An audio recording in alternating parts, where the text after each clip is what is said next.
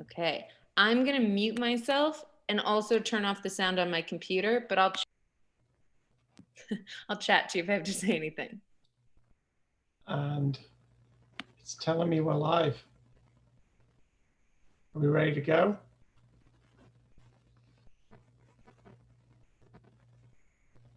All right. So this is Mark Adams. I'm at the Truman Library and Museum, but of course I'm at home, and I am live at 2 o'clock Central Time, talking to you about my favorite painting, my favorite artifact at the Truman Library and Museum. But before I do that, I just wanted to thank all of the collaboration for today. 24 museums live on the internet, all on the same day, all from Kansas City area, from Lawrence to Independence to Kansas City, and all points in between. My friends at the Atkins Johnson Farm, my friends at the Money Museum, Jazz Museum, all the others, I'm going to miss some. They're just amazing collaborative. We've kind of developed this unified ecosystem of museums over the last month, putting this together. And I'm really excited to share my favorite artifact at the Truman Museum in Independence. And of course, we're closed right now anyway, due to renovation. But in the fall, when we reopen, this painting will be one of the things that's on display with our reopened museum in the fall of 2020. So with that, I'm going to go to my PowerPoint. I'm going to share a picture of you, and I want you to comment in the chat box on YouTube. So I'm going to be asking you some questions. So when my colleague Helen allows me to share the screen, I will show you this amazing painting and be ready to ask questions or answer my questions this afternoon. And I'm disabled, Helen. Still. Let's see what happens. No. Technical live issues, live on YouTube. I just want to try and share my screen, and it says it's disabled.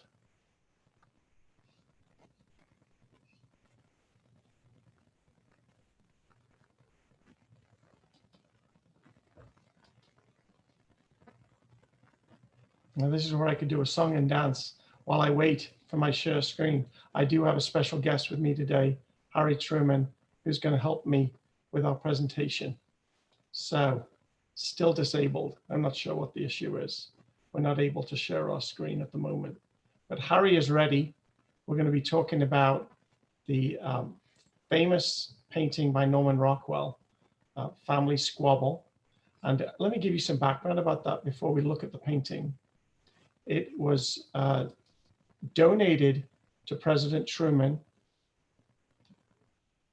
in 1950 by the National Council to Combat Blindness.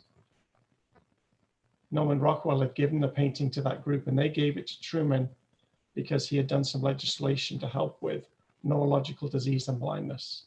Let's try our screen again. And here we go. It's going to work live. And there we go. Now you can see our painting, and the title of the presentation is How Does One Painting Inform Us About an Historical Event? So as we get going, I see comments coming in, which is great. There is a bit of a lag because we're live via Zoom and via YouTube at the same time. But we're going to do our best to answer your questions. And our overall question for today is, how does one painting inform us about an historical event? And of course, we're looking at Norman Rockwell's Family Squabble, which currently is in Omaha receiving conservation treatment.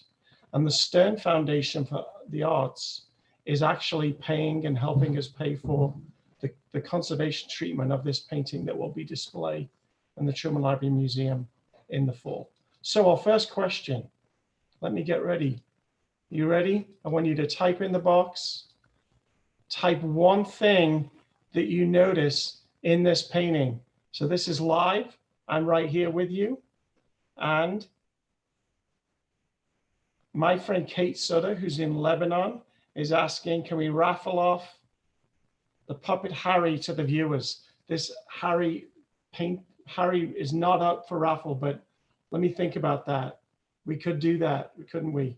So Kate's a teacher in Lebanon, Missouri, and I'm glad she's joining us. She helped create some of the educational activities to go with this painting today. So what can you see in this painting? Type one thing that you notice and then put that in the chat box. And then if you don't come up with anything, Harry's going to notice some things. So Harry's noticed the toaster. One of the things we have in our Truman Library photograph collection, as Truman is Senator making toast. It's hanging in the hallway of the Truman Library. So Angela says the baby is crying. Yeah, the baby's under the table crying. And Elizabeth says they both have different newspapers. Hi, Elizabeth. Hi, Money Museum. And I should have put my reading glasses on. The shiny red shoes the lady is wearing under the table. Well spotted. But the shiny red shoes, I think that's Karen. What else do you notice? So Elizabeth, you notice the newspapers. Can anybody tell who is on the front page of those newspapers? Kate says the mom is not backing down. I like that, Kate. She's not backing down. She's standing up to this guy. Shiny red shoes, baby crying. Mom's not backing down. They both have newspapers. Keep the comments coming. We are live. There is a dog and a cat, and the dog seems engaged, and the cat's not so much. I have dogs and cats in my house, and that's pretty much how they are. The cat lays around, the dog barks at everything. We have a Chihuahua, so that makes sense, right? Angela says that's Harry Truman on the newspaper on the right, the lady is holding. And Jay says Dewey and Truman. I'm going to guess that's Jay Mehta, former National History Day gold medal winner. I'm just guessing, but I think I'm right. I'm going to call people out today. Emily says Truman, and you guys are right. We've got Truman on one side, and we have Dewey on the left. The gentleman is pointing at Dewey's mustache. Funny story about Dewey. He was often described as the man on the top of the wedding cake. Kind of that was the symbolism for him. And then you have the woman who's standing up. Wonderful design of the chairs, says Whitney. Sorry, I need to blow up the text on this screen. No reading glasses today. What else do you see on this amazing painting by Norman Rockwell? Anything else you can see? I'm going to go to my next activity. We can maybe wait for a couple more comments. You've noticed the baby crying. You've noticed the two candidates. And we're talking about the 1948 election. So let's move on. So, two-sided question. You can answer either one. What does it tell us about an historic event? But also, what does it not tell us about a historic event? Remember, our essential question is how can one painting inform us about an historic event? It's going to tell us some things. There's other things it's not going to tell us. So what can it tell us, or what can it not tell us? Again, type it in the box. We are live. I'll respond to your comments, and don't be shy. I see we have about 18 people watching. About half a dozen have commented.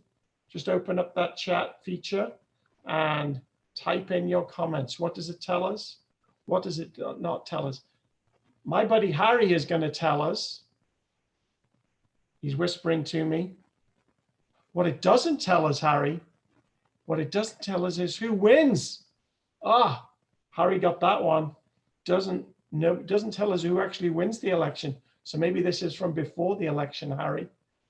But he's got his newspaper. He's pretty excited. Conflict, says Karen. Certainly conflict even between a family. We're going to presume a house divided, says Whitney. And why is the baby crying? Says our host, probably Helen. And then Kate says two people in the news are causing conflict and emotion, but we don't know how it was resolved. So yeah, two people in the news because they're on the newspapers. They're arguing about them, but we don't know how it was resolved. Good. So Kate covered both what it does tell us and what it doesn't. Harry is a smart guy, says Emily. Well, thank you for that. Harry knows his history. That's one of his everything. History is Harry's favorite subject, and he's going to give some more answers here in a minute. So they're arguing, they're telling us, they're arguing about two people in the news. The cat is unimpressed, says Jay. I think you're right about the cat. He really is not impressed at all. And there's a bird up there too. Harry should know, says Kate.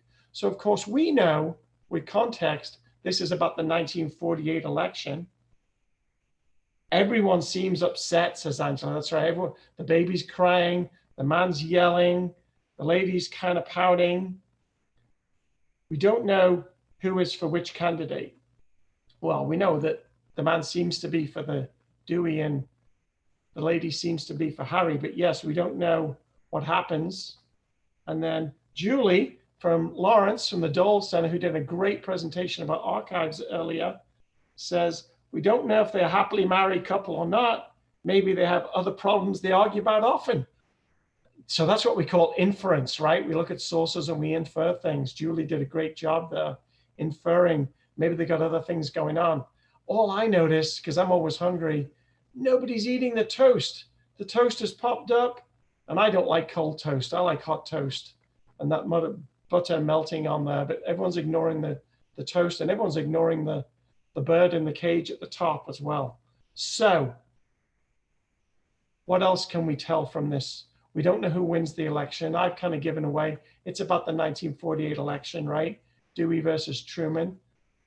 We've got our clue here with Harry, because we do know who wins eventually. He's still cheering about that, okay? So we're going to go on to our next one. And this is our last one in terms of questions. And you guys are doing a great job with your comments and questions. So this one is about what they might be saying or what they might be thinking. So emotions. So you can break down pieces of art, photographs, political cartoons, break down the characters. And for some fun, we've included one of the animals here too. So what might a speaker be thinking, or what might they be saying? What would this conversation look like? You can recreate that as an activity with your family, with your students, if you're a teacher, or if your students tuning in, you could do that too. So you can answer that. You could just put A, and what they might be saying, B, what they might be saying, C, and then D, and then write me a sentence. And then we'll wrap these things up. It's amazing painting that you can really delve into. You can see Norman Rockwell's name on the bottom. As I mentioned at the beginning, Norman Rockwell actually donated this painting to the National Council to Combat Blindness. That's who he gave it to. But in September 1950, the Blindness Council gave it to Truman because he had just signed a bill creating the National Institute for Neurological Diseases and Blindness, which is really lucky that we have this original painting. As I mentioned, it's in Omaha right now, receiving conservation treatment due to the generous funding from the Robert J. Stern Foundation for the Arts. And they're also paying for some conservation work on another of our paintings that will be featured in our renovated museum at the beach of Scheveningen by Henrik Manstack. So we have a few comments. D, they're thinking, I want the toast. So they're thinking the dog might eat the toast. My cat would eat the toast. Julie says, A, why can't she understand? C, why can't they stop arguing? And D, I hope she doesn't step on me with those red heels. That's true. And D is, Dad is loud, I'm staying over here. So the dog is kind of hiding under Mom there, it looks like. You guys are amazing. And of course, you could keep going with this. To finish up, what a great day this has been, this collaborative effort with 24 museums. We hope you appreciate it. We've got a ton of resources associated with this painting, a lesson plan that Kate is online created. And we also have document analysis sheets that you can look at artwork and posters, online documents related to the 1948 election, photographs relating to the 1948 election, about 800 of them digitized and online.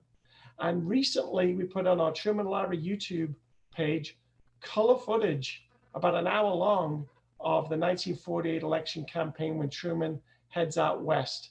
You can see him fishing, You can see him at the Cooley Dam, campaigns in Seattle and on the West Coast. Really amazing video. Couple more questions. Speaker B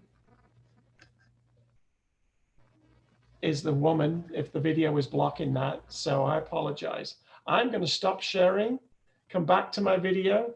Any final questions, you can type them in there, and I'll stay online for a few minutes too. But thank you for your participation. We hope that you will come and see that Norman Rockwell painting on our renovated museum when we reopen in the fall. Our construction plans are going well despite our current situation.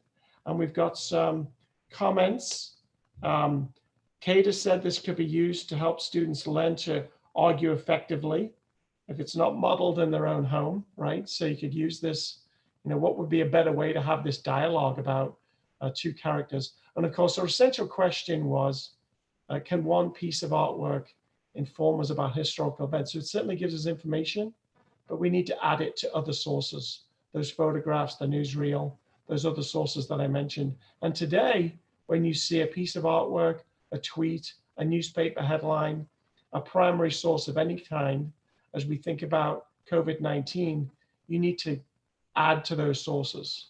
So that's what we can learn from that, is you don't want to take one source on its merit, verify its authenticity, who the author is, recognize the bias, and add other sources to it so you get different perspectives before you come to a judgment. So that is the end of my presentation. Enjoy the rest of Virtual Museum KC. Thank you to all my collaborators. I've been working in museums 29 years, and this is the most effective collaboration I have ever seen. It's incredible. So enjoy the rest of the day, and thank you from Truman Library, and thank you from Harry Truman.